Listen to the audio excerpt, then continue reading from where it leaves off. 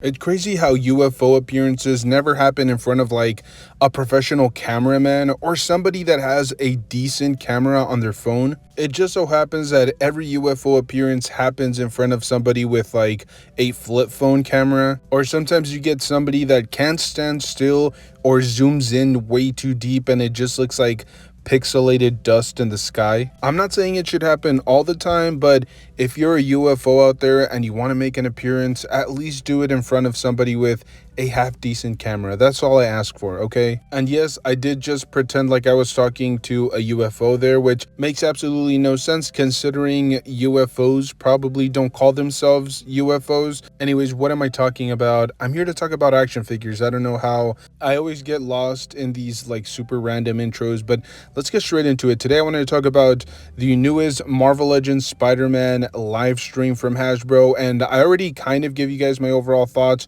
We went through each individual figure, what it came with, articulation points, key features, gripes that I might have had with the figures overall, and we also got a look at the actual release date or the pre-order dates for these figures. But that's not what I'm here to talk about. That was more of just a rundown, and I wasn't able to kind of give you guys my overall thoughts on the figures. And I have to say, I'm pleasantly surprised, or I shouldn't say pleasantly, but I'm definitely very shocked at the overall amount of hate that I've seen that this wave has gotten over the past couple of days. And I'm a little bit confused here. And look, I get it. It's video games. Not everybody is playing video games.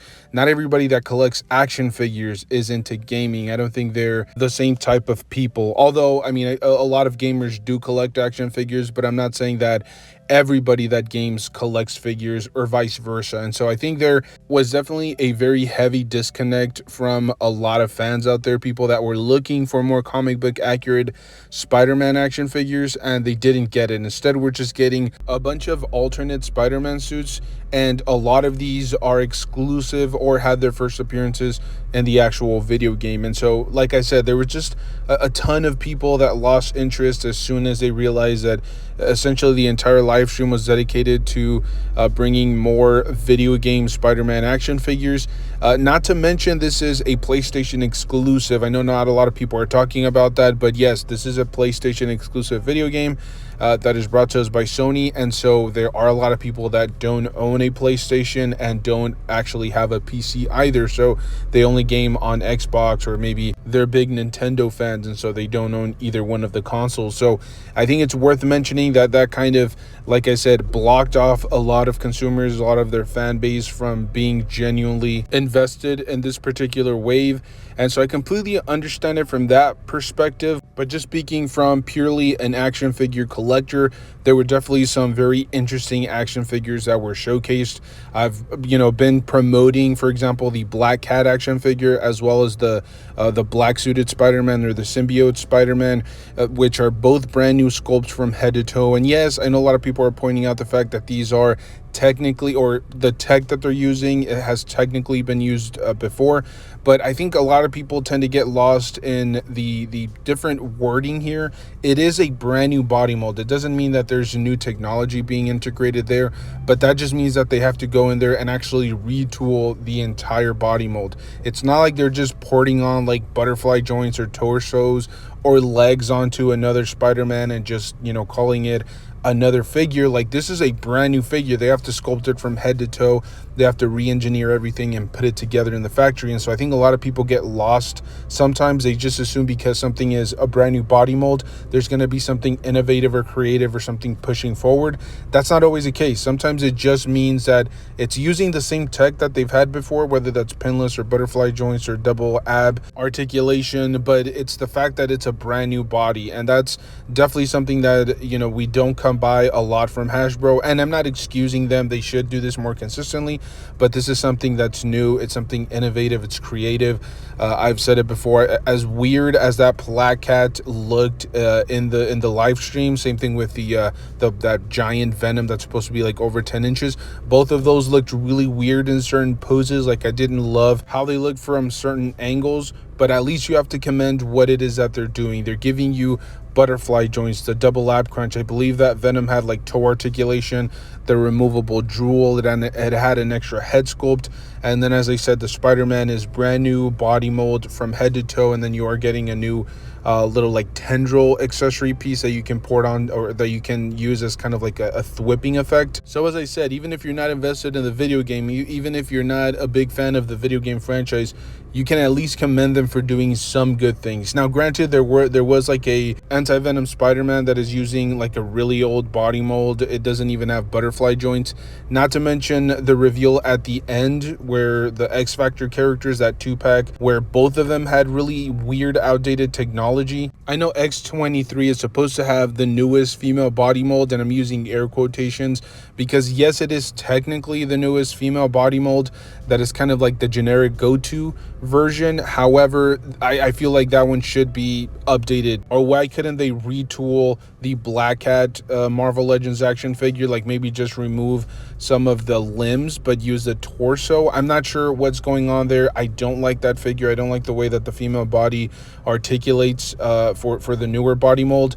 And then even though I love those really deep cut butterfly joints that Warpath has, I don't understand why it has pins. I don't understand why they continue to go back to those arms, knowing full well that people are going to criticize and complain about it. I'm not sure if they feel like, and this is another big conversation to have. Maybe they feel like, or at least they have the numbers or stats to back this up, some bar graph somewhere that they continue to go back to. But maybe the comic book universe action figures just don't sell as well, especially for Warpath or some of like the C-list X Factor characters that are not as well known. Maybe they don't fly off the shelves, and that's why they didn't choose to, you know, give them new limbs or a new torso or a new body mold overall. And that kind of makes sense. I mean, you know, Daredevils, you know, the Spider-Mans, you know, the Captain Americas, the Iron Man, so on and so forth. You know, those are going to sell extremely well, and you're going to want to keep these stocked up, and you're going to want to give them new technology, new accessory pieces, new head sculpts, because you know they're going to sell well,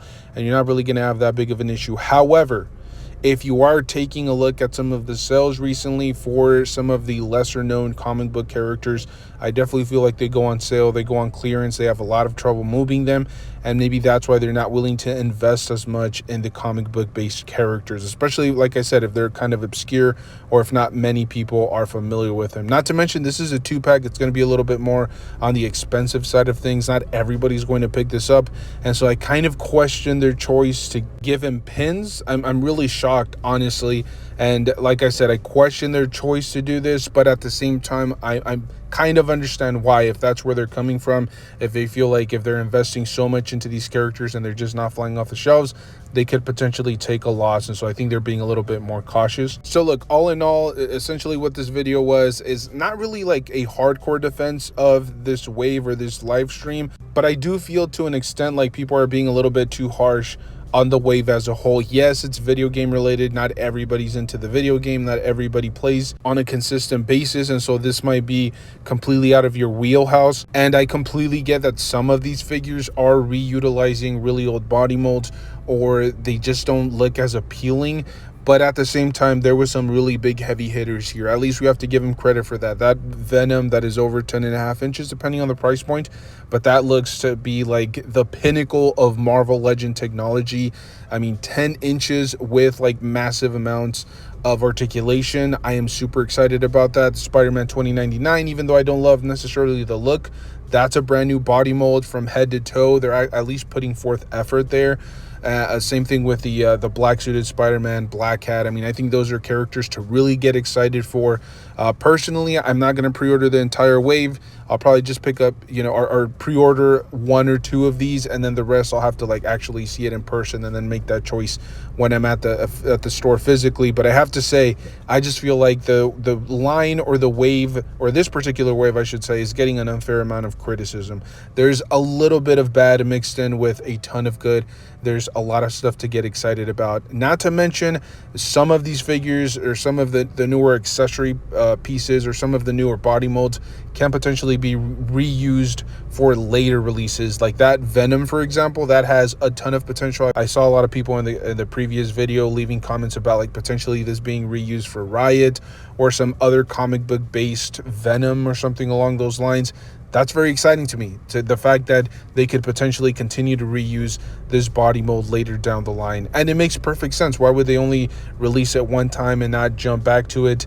I think that would just be buffoonery. Not to mention, as I said, the accessories, some of these accessories, we could see them at a later date. I would love to see some more webbing accessories, but like the black suited Spider-Man accessory, as well as that Venom accessory, like I said, they could reintegrate it in a later date with a comic book accurate character instead of a video game version. So like I said, there's stuff to be excited about. There's definitely stuff to be a little bit hypercritical of, but I think most of the releases, or most of the live streams, you know, from any manufacturer kind of tend to be along those lines. You'll get some really absolute bangers, some figures that are just like absolute pre-orders, and then there are others that you might have to think about, or at least like hold in person and make that choice once you're there. So as I said, this entire video was just kind of giving you guys my personal perspective on the entire wave. The first time I just kind of gave a quick rundown. This one was kind of like a little bit more in depth, I guess, or I wanted you guys to see this entire wave from a different perspective. We could potentially see these